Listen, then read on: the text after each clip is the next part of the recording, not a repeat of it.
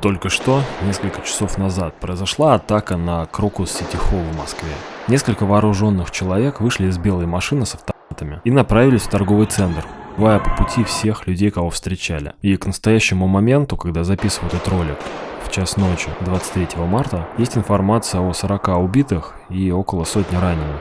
При этом спецназ приехал на место только спустя час, когда все началось. То есть на данный момент картина выглядит следующим образом. Подъехало несколько типов на машине с автоматами к торговому центру. Из него вышли 4. Открыли огонь в Крокусе. Убили десятки людей, ранили еще больше. Устроили там несколько взрывов. Подожгли торговый центр, да так, что он весь выгорел. Площадь пожара 13 тысяч квадратных метров. Кровля стала обрушаться.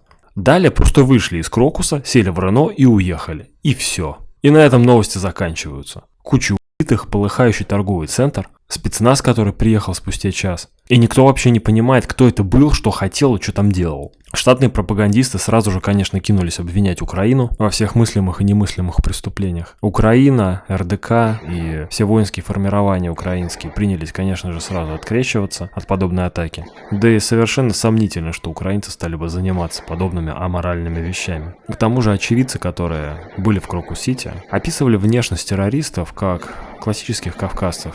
Сказали, что у них были длинные черные бороды, они были азиатами и кавказцами и общались не по-русски. До сих пор непонятно, кто устроил этот теракт, кто это был и что вообще хотел. Но лично я думаю, что эти события, скорее всего, инспирированы российскими спецслужбами и ставят перед собой целью дальнейшую эскалацию войны в Украине. Или не только в Украине, а может быть объявление всеобщей тотальной мобилизации или объявление официально войны. Потому что вспомните, к чему приводили вообще в истории различные теракты и атаки на гражданских людей. 1999 год. Взрывы домов в Москве. Начинается Вторая Чеченская война. 2001 год. Атака на башни-близнецы. Нью-Йорк. После чего следует вторжение в Афганистан и Ирак. 2014 год. Атака на Дом профсоюзов. Далее следует вторжение на Донбасс. 2022 год. Имитация атаки сараев на границе с Россией. Далее идет вторжение в Украину. 2024 год. Атака на Крокус Сити Холл. Что будет дальше? Ну, исходя из истории, либо война, либо мобилизация. Наверняка найдут какой-нибудь украинский след в этой истории. Опять начнутся россказни по телевизору. Давайте сплотимся вокруг власти. Давайте проведем мобилизацию. Давайте удесятерим усилия и так далее. Что-нибудь в этом духе. Ну потому что, а какой еще смысл? Смысл какой-то устраивать? Задача только разве что поднять эскалацию в обществе. Оправдать таким образом дальнейшие радикальные военные действия и дальнейшие ограничения прав и свобод. И, кстати, посмотрите, кто выступает с заявлениями относительно этого теракта. Кто угодно. Какие-то пропагандисты, какие-то военные блогеры, какие-то полоумные олигархи, какие-то клоуны, которые там предлагают бомбить Украину. А самое-то главное, Путин ничего не заявляет, потому что Путин умер 26 октября. Заявлять некому, а до двойника пока дела никому нет. Вот и получилось, что сейчас говорят все, кому не лень, кроме президента.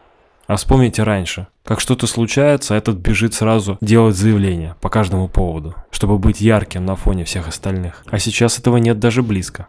Вот вам и прямое подтверждение того, что он умер, что президента нет в России.